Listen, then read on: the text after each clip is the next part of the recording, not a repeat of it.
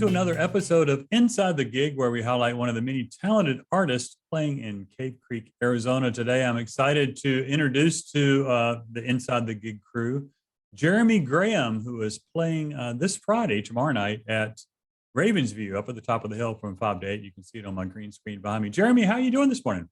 I'm doing good. How you doing, Kevin?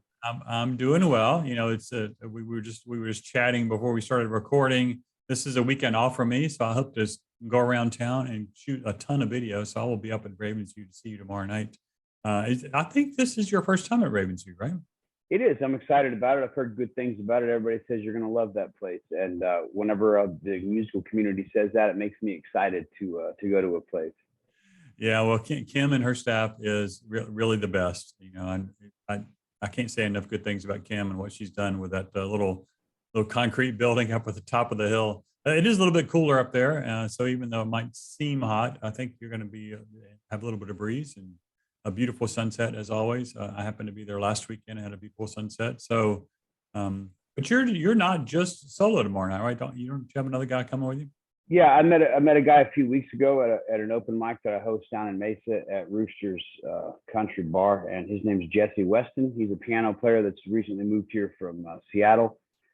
He's super talented. He's played. We've never rehearsed together. He played his second show with me last night at Janie's, and it's just a good time, man. He's got a really great catalog, and he's just a fantastic musician. And I'm trying to drag him around town so that he can start working. He doesn't know anybody really in Arizona in the musical community, and I'm trying to remedy that by taking him out and showing people how talented he is. And it also makes it fun for me, right? You have right. Some of the solo shows sometimes. I tell people all the time, sometimes I get lonely at a 4-hour gig, you know, even when there's a lot of people there. So it just makes the night smoother whenever you have somebody that you can feed off of their energy and just make music with another person. I enjoy that a lot. Yeah, well, and I like your style. It's fun. I've had a bunch of different lead players play with me over the last year or two, and it's fun when you just do this without a rehearsal and you've got a fantastic musician. And it's like, hey, I'm going to play this song. It's in this key. And they're like, I've never heard that song before, but we'll figure it out. I played a Tina Turner song last night. I never played before. What Tina Turner song did you play last night? What's Love Got to Do with It? Oh, yeah. I was just backing him up on guitar and the thing, but it was fun. I'm a writer and I like to put a lot of my own stuff out there, but it doesn't mean I'm not a fan of multiple genres of music. So there was some Clapton thrown at me and some Tina Turner and amongst a lot of other things last night, but it was really fun. Of course, I threw Jesse a lot of curves for songs I just recently written that nobody had heard, including him. That makes a lot of fun. And as you know, in this gigging world of going to restaurants and playing music for friends and strangers, sometimes you got to have a mix of those popular songs people love to dance to at their high school prom. And they're like, oh, that's a great song. And, I interviewed Glade Wilson last week and we talked about how, sometimes your song selection, you just have to cater to the crowd and play a cover that everybody's going to connect with. It's true. I've never made a set list for I take that back. Maybe when I was, back touring with the band, I maybe made 2 or 3 set lists. I kind of just whatever felt good at the time. I played, but I like playing up in Cave Creek because all the different venues up there offer something different. There's people that come to some places because they want to have a good time and drink and have conversation. And there's places where the crowd just fixates on the music being played and you could hear a pin drop in it. So it's cool to have the 2 different dynamics up there all the time. You talked a little bit about your songwriting, and I've asked a bunch of the songwriters I've interviewed to kind of describe their process. So why don't you tell us how you come about, what process you use, formal, informal, whatever, in order to write a song? I've only written, I've got almost, I'm going to say I got a little over 200 original songs. And out of those 200, only 2 of them have I written down on paper before I put music to them. When I write a song, I have a guitar in my hand and I'll just start mumbling words, essentially phrasing. And the reason that works for me, it connects with me. And I feel like sometimes as a writer and even some of my other friends that are writers, when they sit down with a piece of paper and they start writing it, we analyze it a little too much, right? And so right. some of the phrasing and concepts that I come up with off the top of my head are, in my opinion, more interesting, not only in the poetic realm, in the melodic realm, and the storytelling realm, because I'm not allowing myself to get in the way. It's organic coming right off the top of my head.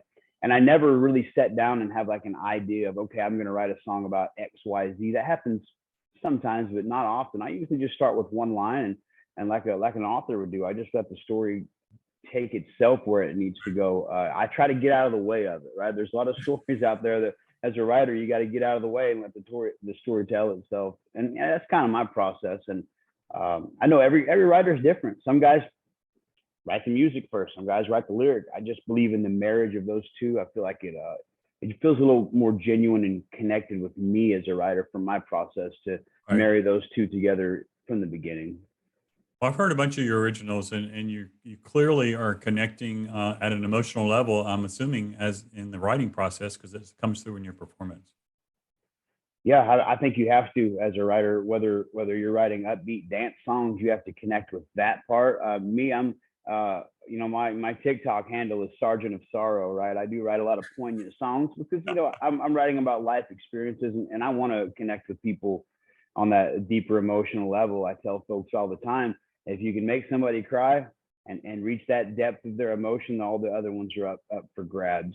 And I know not everybody wants to hear just sad stuff all night, so I have happy songs as well, contrary to popular belief. So, but I'm trying to tell a story. My stories are focused around struggle and redemption. Right. Which is something very common, I think, to the human race, and very easy for folks to identify with. Yeah, I couldn't agree more. I mean, it's a life seems to be just a roller coaster of struggles and redemptions along the way. Right. And the better you are at navigating that, I remember talking to a coworker of mine. They said, "Oh gosh, this had to be 30 years or more ago," and I'm kind of like, when you the normal life feels like a roller coaster, right? If it's just like a train ride, that's not normal. That's not what life is. Life is a roller coaster. So the trick is how do you survive the ups and downs of that roller coaster and keep going, right? It's funny that you mentioned a roller coaster because literally less than 8 hours ago, I would, as a songwriter, you're always thinking about things, and the phrase "broken roller coasters" came into my mind, and that may be a subject I'm going to use that term proverbially to speak about the ups and downs in life, like a guy riding a broken roller coaster. He doesn't know how fast he's going to go down, or if he's going to get stuck on the ascent with all the clips and stuff, or maybe he stops upside down in a loop, But I thought it was just cool. It was cool. It came in my head, and it made me think of some content for a song. So Yeah, yeah, absolutely. There's a bunch of wonderful metaphors like that, and yeah. and I grew up in the Carolinas, so I went to the South Carolina beach, Myrtle Beach. I'm a Myrtle Beach kid as far as vacations go. So it's those old beach wooden roller coasters just have a lot of meaning for me. Where are you from originally, Jeremy? I'm from Oklahoma. I spent 33 years in Oklahoma. I'm 47 now. I've been out here ever since. I grew up in a little town called Hydro, Oklahoma. That was, I think, when I left that town in sixth grade and moved to a suburb of Oklahoma City, there was maybe 800 people in the Wow. town. I had about 7 people in my grade school classes. So it was a little wheat farming, cotton and peanut farming community about little hour west of Oklahoma City off of I-40. So how did you get into music? Did you start it as a young age? At a young age? I did. I started playing guitar, I think, when I was somewhere around 12 or 13 years old. I've only taken 3 guitar lessons in my life, and 2 of those were classical lessons, right? Just nylon string guitar, and I still remember the songs from them because I was just very intrigued by it. Then I started riding skateboards, and I listened to like death metal and just heavy metal. And so for the first 10 years of my guitar playing, I just sat in rooms and learned every Slayer and Cannibal Corpse and Megadeth song that I could. And in the metal world, it's kind of a young, angry man's world that has something to prove. So you're trying to be more technically proficient than the next guy. It's a big competition. And I did that for years. I toured with some guys playing bass in a band, a speed metal band. And then I hit 30 years old. I said, you know what?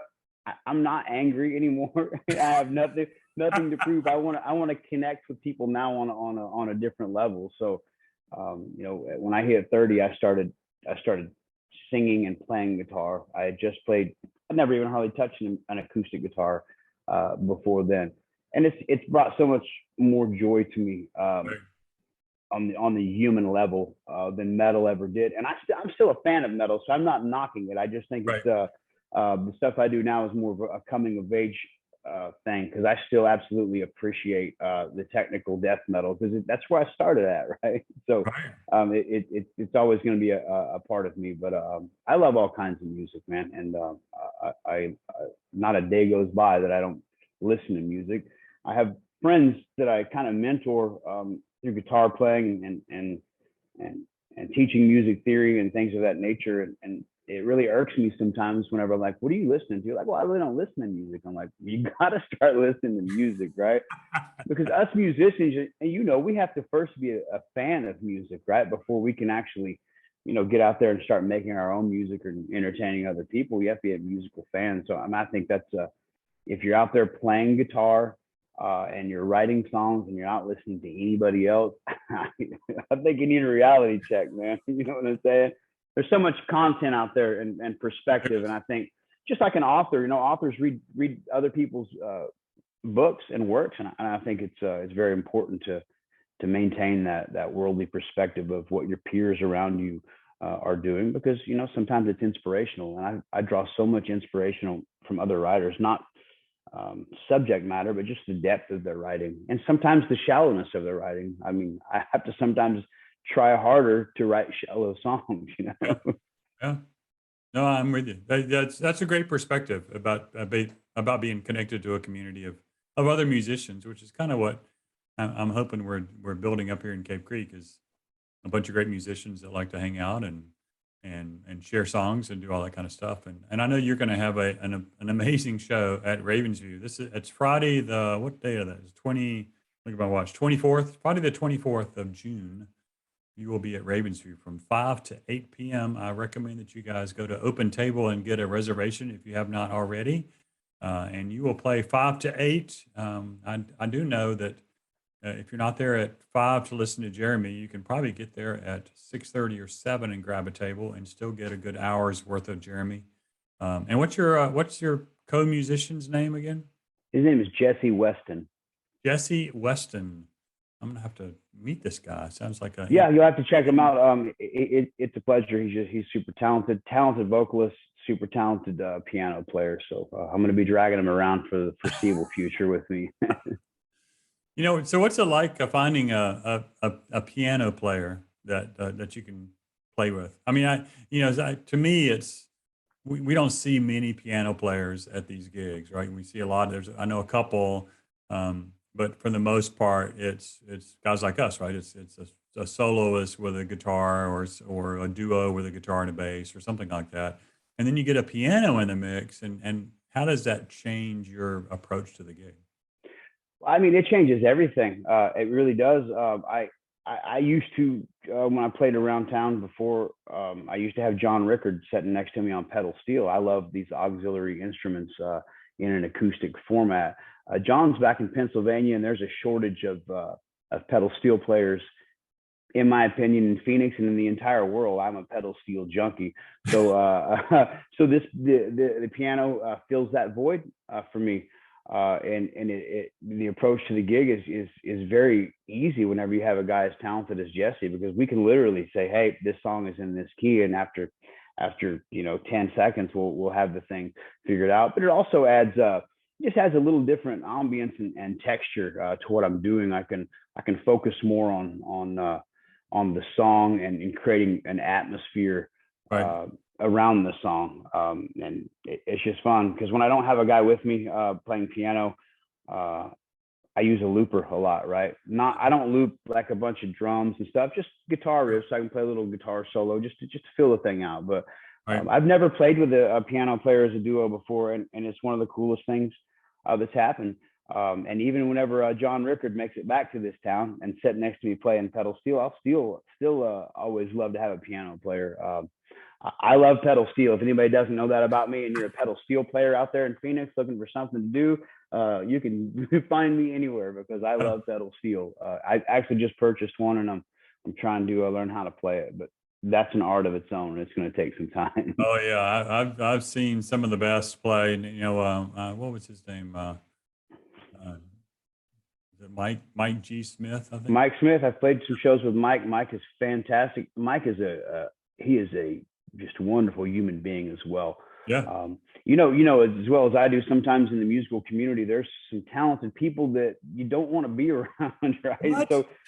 So when you find a person that's a great player and a great human being like my buddy Jesse that I've met, it makes the experience a little more genuine and true to me, and I enjoy myself. Last night was very fun. I'll remember last night for the rest of my life. Fantastic. In Cave Creek, and I love Cave Creek, and I love the amount of places in Cave Creek that have all different kinds of music, no matter what you do, and it's just cool. There's nothing like that, I think, anywhere other than maybe Austin or Nashville, where there's kind of a strip of people playing music 7 days a week. Right. Well, we're going to keep building this music community in Cave Creek. I still talk to people and say, did you realize that last Friday there were 13 music acts playing in Cave Creek? A lot of them you could walk between. They're like, 13, really? I thought they were just, like the 3 big bars and Janie's or something. It's like, no, there's a lot of places. And I've been to all of those places and listened to the music, and the quality, I think, is really hard to beat anywhere else. It is. I mean, as you see my schedule, I play all over the place, and I enjoy playing Cave Creek. There's just, you get a different crowd every night because there is, so many different tourists and things that come through there. And then you also get your regulars, and whenever you get your regulars talking to the tourists about places to go, that's where the whole thing comes to fruition. And I think that's what we look for. We get these locals to believe in what we're doing and pass that information along to the people that are just passing through town to share that Cave Creek experience, because it is an experience, right? Yeah, absolutely. Well, everybody go to Ravensview on Friday, the 24th of June to hear Jeremy and, God, I can't remember his name again. Steve? Jesse Weston. Jesse. Oh, he's going to throw something at me when I see him tomorrow. And Jesse, well, you haven't met him. You're going to hear his name around town because he's, okay. I hope he plays everywhere around town. Well, Jeremy and Jesse, right? Yep. Oh, I can remember it now. Jeremy and Jesse are going to be at Ravensview tomorrow night, 5 to 8 p.m. That's Friday, June the 24th. Jeremy, I hope you have a fantastic rest of your day and look forward to seeing you up at Ravensview. I will see you tomorrow.